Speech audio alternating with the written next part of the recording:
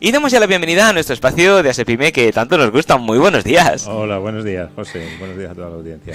Bueno, hoy tenemos un tema muy interesante que hemos hablado de él, pero es que es tan importante y al final siempre deja tantas puertas abiertas que no está de más el que recordemos e incidamos en él, porque aún así seguirán habiendo más dudas aún. La verdad es que sí.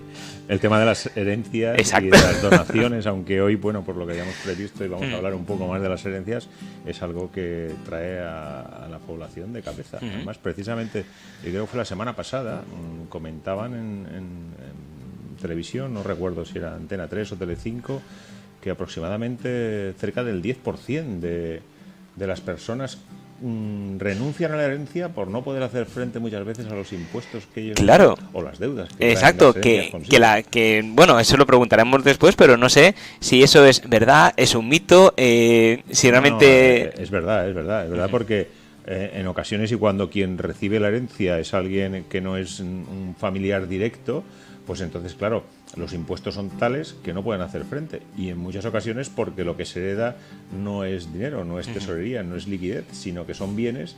Y hoy en día la conversión de esos bienes conlleva un tiempo y uno, claro, en el momento acepta, aunque puede solicitar pues aplazamientos, fraccionamientos, pero bueno, muchas veces esa falta de liquidez para hacer frente a los impuestos que conlleva el aceptar la herencia, pues nos suponen desistir y renunciar a la herencia. Me parece que Claro. Hace unos meses una consulta que fue un caso que tuvimos, pues de una señora que estaba al tanto cuidando a una señora mayor, y cuando la señora mayor pues le dejó en herencia dos pisos, pero nada de dinero. Y claro, decía, ¿y cómo pago yo los impuestos? Porque lo que te digo, al no ser familiar, entonces pues bueno, pues no tienen ningún tipo de reducciones y bonificaciones, y claro, los impuestos pues le suponía casi pagar el equivalente a un piso o más, y claro, sin venderlos, ¿cómo tengo el dinero para Claro. Entonces, pues bueno, sí, es que en sí la herencia, como muchas veces dicen que la herencia es un conjunto de bienes, derechos y obligaciones que una persona no se extinguen cuando fallece, sino que esto pasan a un tercero. Un tercero, como decíamos, que puede ser, pues lo habitual es que pasen pues a los herederos, que son los hijos, a los familiares. En algunos casos pues también pasa al cónyuge y ascendientes. Eso es un derecho personalísimo, y hay una serie de cosas que no se pueden heredar. Por ejemplo, pues no forman parte de la herencia los derechos de uso, los derechos de habitación, a veces las responsabilidades, cuando el fallecido tiene algún tipo de responsabilidad administrativa o penal, pues eso no se hereda. Pero en cambio otras deudas sí que se heredan, otras deudas que pueda tener, ¿no? De ahí que, como después veremos, hay a quien renuncia porque si no tiene que hacerse cargo con su patrimonio, Claro. parte de las deudas del difunto. Claro, porque lo lógico, lo que estaría bien, por así decirlo, sería que yo, por ejemplo, voy a heredar X dinero, pero tengo que hacer pues unos impuestos, tengo que pagar unos impuestos. Entonces, el poder ir al banco y decir, mira, yo voy a heredar esta cantidad, pues de esta cantidad déjame sacar esta para pagar los impuestos y poder aceptar la herencia. Es decir, no tener que cogerla de mi bolsillo, porque una de dos, o no tengo ese importe y no lo puedo coger, o dices, es que ¿para qué voy a poner en mi bolsillo si el dinero está ahí, que es mío? ¿Por qué no lo puedo coger y pagar? Sí, en ocasiones los bancos sí que te anticipan o te hacen una especie de préstamo crédito puente, pero claro, tiene que tener muchas garantías.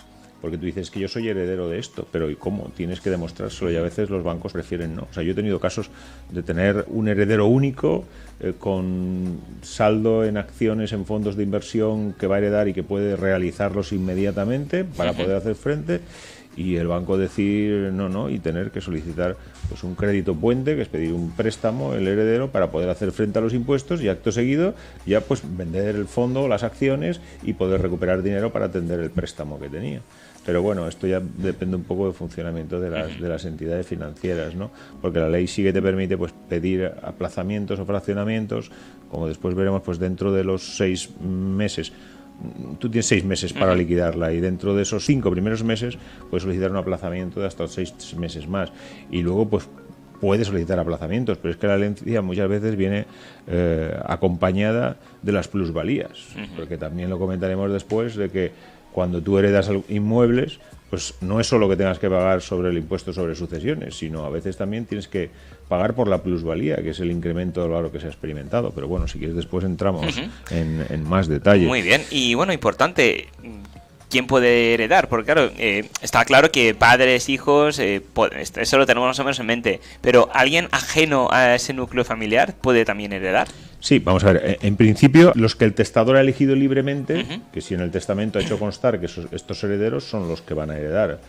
Luego, forzosamente, en caso de que no, pues están los hijos, que normalmente son los hijos los que suelen heredar, están los padres o ascendientes, está el cónyuge, y esos son, que normalmente es el viudo o viuda, quienes reciben, pero aparte de ellos también puede heredar cualquiera, porque uno puede establecer en el testamento el que una parte pues se la puede dejar a una ONG, como hay mucha gente que se lo deja. Al final lo que pasa es que hay una línea sucesoria, y si no hay nadie, pues al final puede heredar hasta el Estado, que muchas veces de estas herencias que se renuncia y también ella, pagará impuestos el pues, Estado, ¿no? Por aceptarla. Los pagamos todos nosotros. Los impuestos los pagamos todos nosotros. Qué bien.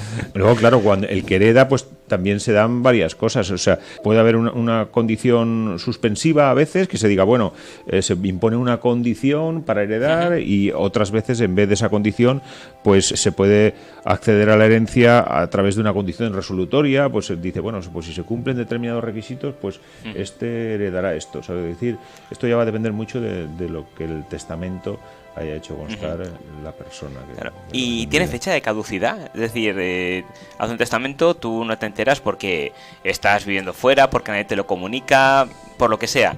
Pasa X tiempo y cuando es aquí, como en las películas, mira que resulta que eres el heredero de la tía finita que estaba en Cáceres.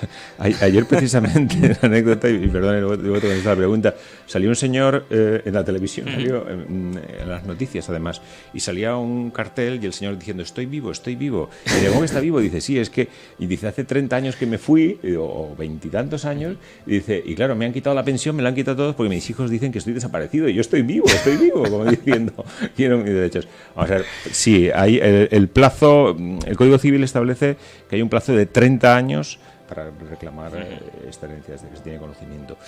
Para liquidar los impuestos, no confundamos, para liquidar los impuestos hay 6 meses, como te decía, 6 meses, de los que dentro de los 5 primeros puedes pedir una prórroga, y entonces se convierte en un año para liquidar la... Claro, pero hasta que no se, digamos, hasta que no se hace activo esta herencia, no corre el tiempo de los impuestos. Claro. ¿O sí? No, los impuestos corren desde la fecha del fallecimiento del causante. Ah, desde el fallecimiento. El día que fallece, hay un plazo de 6 meses para liquidar los impuestos. Y si no sea, y dentro de los 5 primeros meses, pues puedes pedir una prórroga. Si ves que a veces hay gente que no tiene localizados los bienes porque la relación con los padres, en este caso si eran quien ha fallecido, el causante es el padre, pues no había buena relación y no sabe lo que tiene. Entonces, entre que se piden, como después veremos, pues las últimas voluntades, la notaría, se va después a ver los bienes a los registros, y hay que recopilar toda esa información para ver realmente esa masa hereditaria que está compuesta y qué bienes son. Pues a veces se demora más de lo que se prevé, o tiene que solicitar uno un crédito pues para hacer frente al pago de los impuestos. Entonces, a veces, como todo eso se va a demorar, pues muchas veces se piden los aplazamientos, ¿no? Es bastante habitual pedir. Claro, entonces daría el caso que, por ejemplo, el hombre este que está viviendo fuera, que va a coger la herencia de la tía finita que hemos comentado, resulta que han pasado, no 30, 5 años, por no irnos muy arriba, y se encuentra que no ha pagado los impuestos. Claro, esto tiene un recargo, supongo. Bueno, pero aquí no es que... No, el caso este era... obviamente tiene un recargo y no tiene recargo, porque precisamente ayer hicimos una liquidación de una herencia que había fallecido hace 10 años. Los impuestos le salían 24.000 euros a pagar, pero están prescritos, porque han transcurrido más de 4 años. Ah, vale, o sea que el truco está en esperarte. No, esperar es difícil, porque cada día la administración lo tiene más controlado, todo esto. Pero a mí, vamos, se nos dan muchos casos de gente que viene en un momento determinado que quieren vender un inmueble, que lo heredaron de su padre, pero no hicieron nada, ni liquidaron ninguna herencia, y nos encontramos con que, claro, tenemos que liquidar los impuestos, y liquidamos los impuestos, pero están prescritos. Entonces, Caray, qué alegría. Sí. Yo creo que lo sabían. Vinieron ya porque dijeron, ahora que no pagamos ya podemos ir.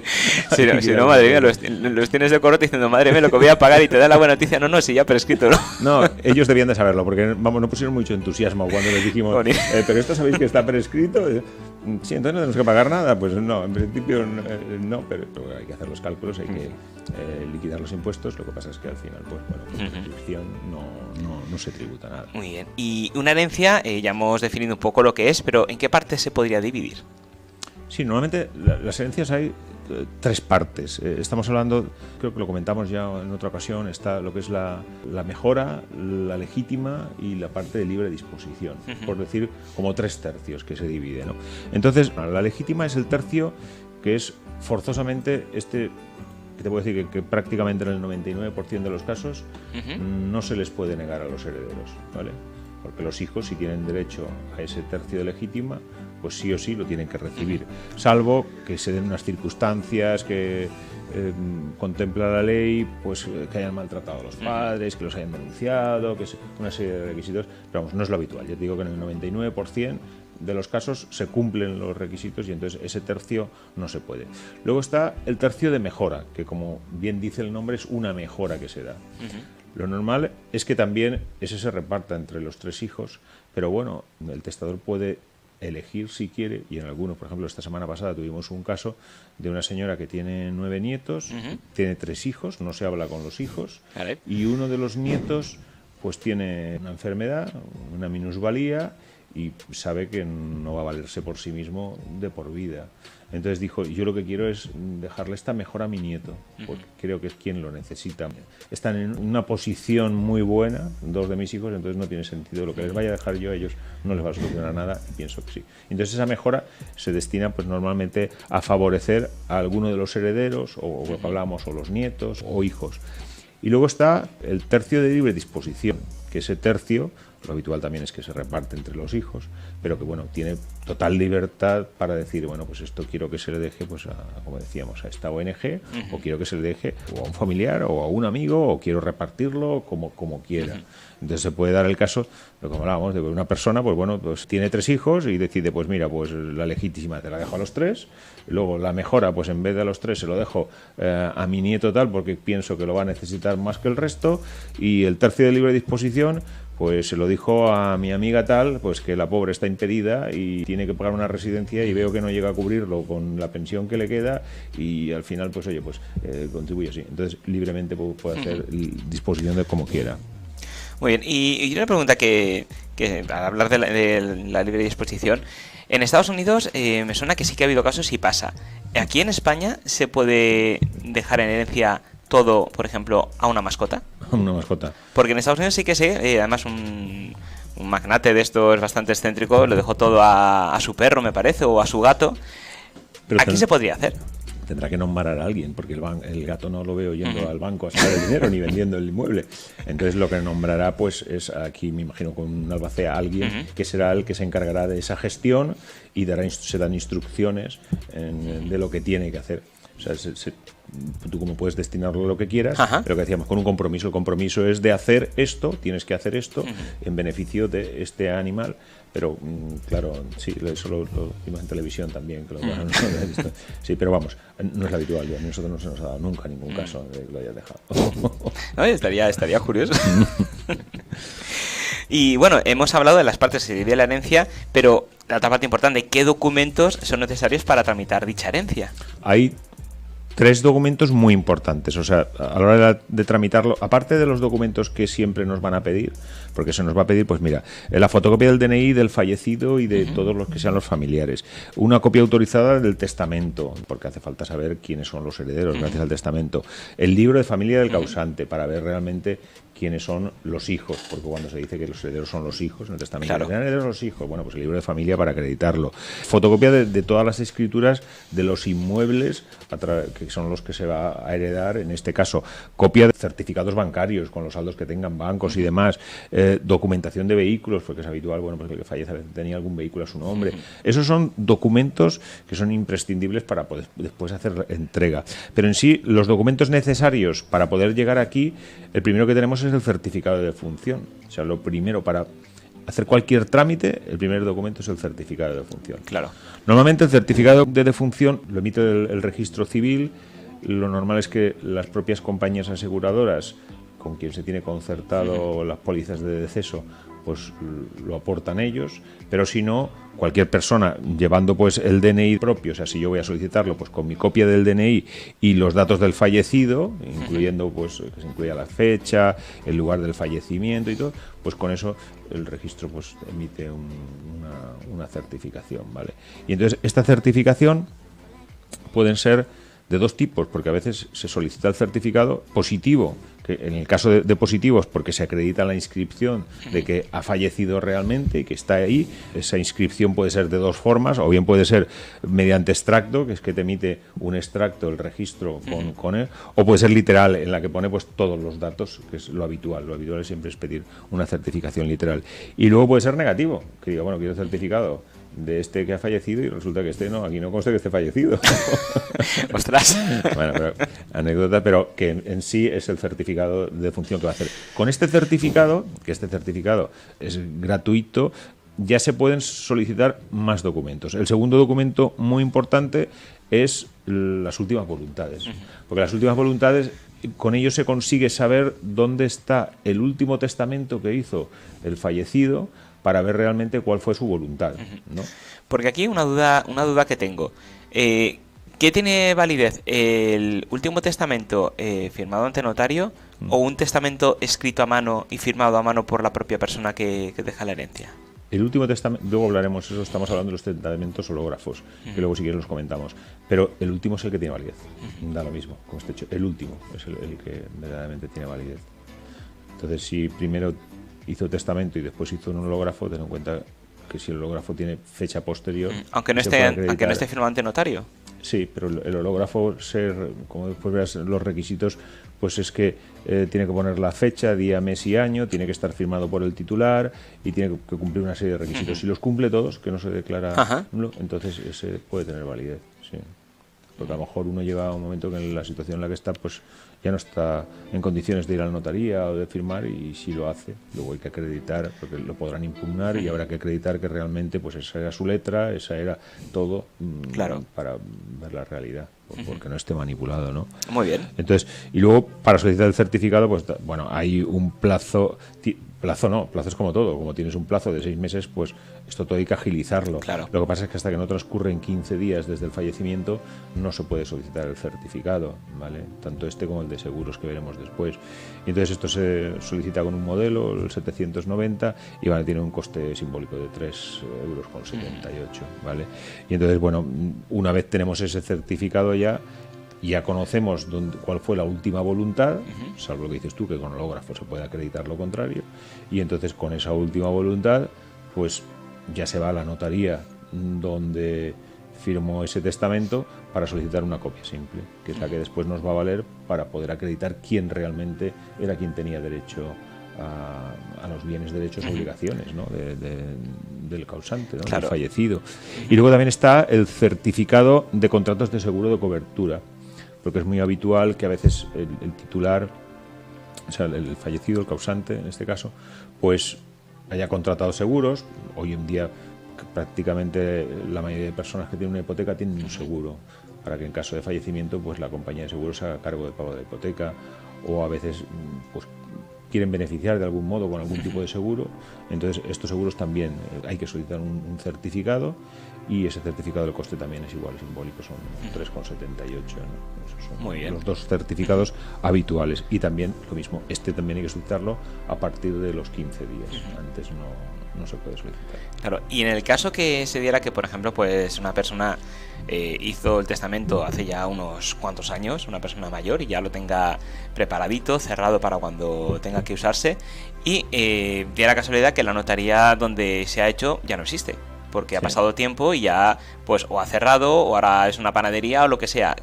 Hay un registro específico, eso se nos dio la semana pasada en concreto, y hay un registro específico donde se pueden sacar copias de todas las escrituras, entonces no hay ningún problema. Vale. Sí, además que lo que no vale es porque muchos dicen, no, es que tengo el testamento en casa, bueno, pero al final hay que pedir una copia simple, porque hay que aportarla. Entonces muchas veces eso es porque ese testamento puede haber otro posterior. Entonces, yo que tengo un testamento en casa, bueno, tú es el que crees tú, pero ¿y si tu padre hizo después otro testamento? Que sabe nadie, ¿eh? Entonces por eso hace falta las últimas voluntades, para ver realmente cuál era la voluntad del testador, ¿sabes? Vale, y bueno, habría que hablar también de los distintos tipos de sucesiones que hay. Bueno, sucesiones en sí son dos. La sucesión testada, que es la que consta en testamento, o es la que no está testada. Intestada, que es la que no consta en ningún sitio. Cuando no consta en ningún sitio, pues bueno, como después veremos, la forma de actuar es diferente, ¿no? Entonces, la testada pues es la mejor, es la habitual y es la que se recomienda para evitar conflictos familiares. Porque claro, si ya queda constancia en el testamento de lo que quiere el causante, dice, bueno, pues yo quiero que esto sea para mi hijo y esto que lo repartan en esta proporción, que esta mejora se la voy a dar a mi nieto tal y esto va a ser pues para mi amiga. Claro. Bueno, pues es la voluntad del testador, ya no hay conflicto. Y más si después hacen algún legado que dicen, oye, esto en concreto es para tal hijo. Esto, pues entonces ya no hay lugar a discusión porque es lo que se ha pactado. Entonces, la recomendación siempre es que sea testada y más por su coste hoy en día. Un testamento está entre 50 y 70 euros, que no es una carga que significante en comparación con los problemas que te puedes evitar en un futuro. Ahora, lo que decías tú también hay que tener en cuenta, porque con el testamento te ahorras rupturas, te ahorras dinero, te ahorras conflictos, problemas, pero puedes hacer de muchas formas el testamento, que es lo que hablábamos. O sea, tú puedes hacerlo, pues lo que has preguntado antes, el testamento hológrafo, que es el testador, él escribe de su puño y letra cuál es su voluntad, deja constancia de, bueno, tiene que poner la fecha sobre todo, su firma para que quede constancia de todo, y con esto pues es una forma que se guarda y en el momento en que fallece, si se saca, el problema es que no salga ese testamento, pero claro, bueno, si sale, a veces se deja en posesión de determinada persona para que en su momento pues lo presente y que se sepa que existe. Pero alguien desconfía, pues es que si voy al notario de mi pueblo, pues a lo mejor el oficial lo comenta y después hay gente que duda, ¿no? Muy suspicaz, que están ahí a ver si va a pasar algo, entonces prefiero a lo mejor decir, pues yo lo hago, lo tengo en casa y se lo doy a mi hermana o a mi primo y le digo, cuando si me pasa algo, pues ya sabes, aquí está el testamento hológrafo. Luego tenemos el testamento el notarial abierto, que ese es el que se expresa oralmente o por escrito y el notario pues es el que hace constar la última voluntad, ¿no?, ante el notario. Entonces pues bueno, lo normalmente es que se requieren testigos cuando se hace el testamento. También en caso de que sea una persona pues, con algún tipo de enfermedad, también se requiere de facultativos, y cuando sea pues, de otro idioma también se requiere a veces algún intérprete, claro, ¿no?, para saber lo que se hace constar, porque ahora es muy habitual hacer testamentos gente también de otros países, porque gente que se ha ido y te encuentras con temas distintos idiomas, y también se está dando también bastante, ¿no?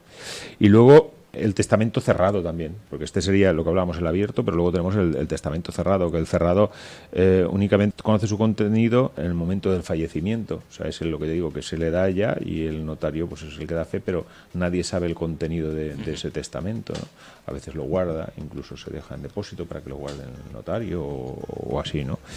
En el testamento pues a veces se incluye lo que te decía, pues se puede incluir pues quién es el tutor, quién es el albacea, el contador partidor, el administrador, porque depende pues de los bienes que haya, pues a veces el testador dice, pues mira, pues esto quiero que lo gestione este, o que la liquidación la haga este, porque son personas de mi confianza y a mí pues me da más seguridad que lo hagan este que después se nombre a cualquier otro, ¿no? Entonces, bueno, pues todo eso se puede regular en el propio testamento. Muy bien. ¿Y el testamento vital qué es? Bueno, sí. El testamento vital es un testamento que ahora está bastante de moda también. Se está haciendo mucho. Uno da instrucciones sobre el límite, por ejemplo, de sus cuidados médicos. Quiere decir, bueno, pues yo, en caso de que tenga una enfermedad irreversible, pues bueno, pues yo quiero que se llegue hasta aquí. Y no estamos hablando que no está permitida eutanasia, pero es decir, yo cuando aquí ya veo que no hay, es irreversible, pues quiero que se haga esto con mi cuerpo. Puedo dejar constancia de lo que quiero hacer con mis órganos el día de mañana, bueno, quiero donarlos, o puedo dejar constancia también de si deseo ser enterrado o deseo ser incinerado. Ajá. O sea, es una serie de, ya no afecta en cuanto a los bienes, sino a ti como persona, sí, lo que quieres en un futuro llegado el momento, ¿vale? O en una enfermedad terminal, o con tus órganos, o lo que te digo, o si quieres, pues ahora, pues muchos no, pues yo es que quiero que me incineren. Bueno, pues déjelo constancia en el testamento vital, porque así evitaremos que el día de mañana sus hijos digan, no, es que estaba aquí, al lado de mi padre, ¿no? Pero si es que su voluntad era que quería que le incinerasen. Pues bueno, pues para evitar ese tipo de conflictos también se hace hay muchos testamentos, el digital y hay muchos más, pero bueno, estos son los más habituales, que es lo que te decía. Curioso. Y bueno, hemos dicho que está claro que se puede renunciar a una herencia, pero ¿Hay algún tipo de repercusión por renunciar a dicha herencia? ¿O un plazo para poder pensártelo? Sí. Vamos a ver, lo normal es que se renuncie a la herencia, como te decía, muchas veces por las deudas, porque se piensa que existen una serie de deudas y si se acepta la herencia uno responde con todo su patrimonio. Entonces, desde el momento en que se hace la liquidación de la herencia, pues se tiene un plazo de 30 días para decir, pues la renuncio. Si se renuncia a esa herencia, pues bueno, pues parte puede ir al resto de herederos. Obviamente, pues aumentará el caudal hereditario y se repartirá entre los otros, si la aceptan. Lo normal es que cuando vienen herencias que no se aceptan, salvo que sea lo que comentábamos, porque no tiene capacidad económica para hacer frente a los impuestos, si muchas no se aceptan por las deudas que conllevan, porque a lo mejor el padre tiene un piso, pero resulta que debe una hipoteca y debe 3 préstamos más en el banco y entonces no puede hacer frente. Y lo normal es que al final renuncien todos los herederos, porque si no... Y si renuncian, entonces esa herencia, ¿dónde va? El Estado, al final. Entonces el Estado se hace cargo de las deudas. Bueno, pues el Estado yo creo que... Porque en teoría como herederos tendría que aceptar también las deudas. Sí, pero bueno, tú ya sabes lo que pasa, ¿no? En estos casos.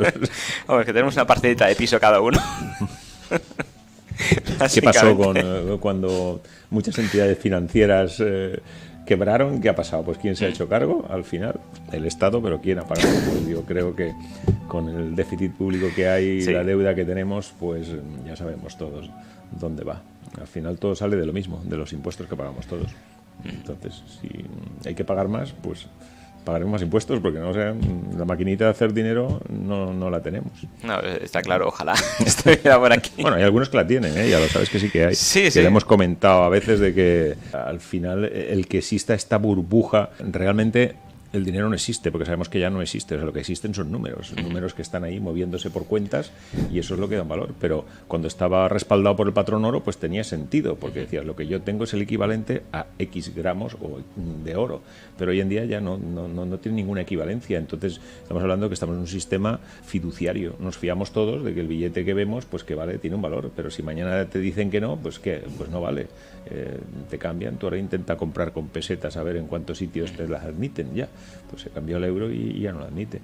Entonces, y el déficit cada vez es mayor, lo que estamos. Hoy en día, vamos, ya no en España, en todo el mundo. Y eso es difícil la solución. Esto ya te dije, un día si quieres hablaremos de eso y hablaremos desde mi punto de vista dónde vamos enfocado en los próximos 15 o 20 años, porque si las previsiones y de la gente entendida, porque al final pues les... sigues a mucha gente que está muy al día en economía, en macroeconomía a nivel mundial y a nivel de tecnología, a nivel de todo, y te das cuenta de que las previsiones de ellos es que el desempleo pues llegue en 15, 20 años pues a un 35 o un 40%, y va a ser un problema importante. No, y totalmente, sí, realmente los tenemos ya cerca. Lo que pasa es que esconden muchas cifras en verano con los empleos temporales, sobre todo en hostelería. Claro, en verano repunta, el paro baja, pero cuando llega septiembre, octubre, noviembre, que ya cierran, vuelve otra vez a subir. Sí, pero son muchos microempleos, porque son empleos pequeñitos, temporales, de corto plazo, de salarios bajos. Entonces va a haber una disrupción de clases sociales muy altas y muy bajas, porque no el poder adquisitivo pues se va perdiendo cada vez menos. Pues sí. Bueno, antes de marcharnos, sería interesante recordar cómo podemos localizaros. Ya, pasado. Sí. Bueno, pues como siempre nos podéis localizar si buscáis en internet asepime.com con Y, y si no, pues a través del teléfono el 96 351 49 19. Y yo, quería hablar de muchas más cosas, pero no. Bueno, si quieres hablamos. No. Yo encantado de tenerte conmigo, no tengo ninguna prisa. No, bueno, vale. Ya hablaremos, si no, en otro día continuaremos hablando de este tema. Muy bien, ¿vale? Pues muchísimas gracias, es un placer como siempre. Vale, gracias a vosotros.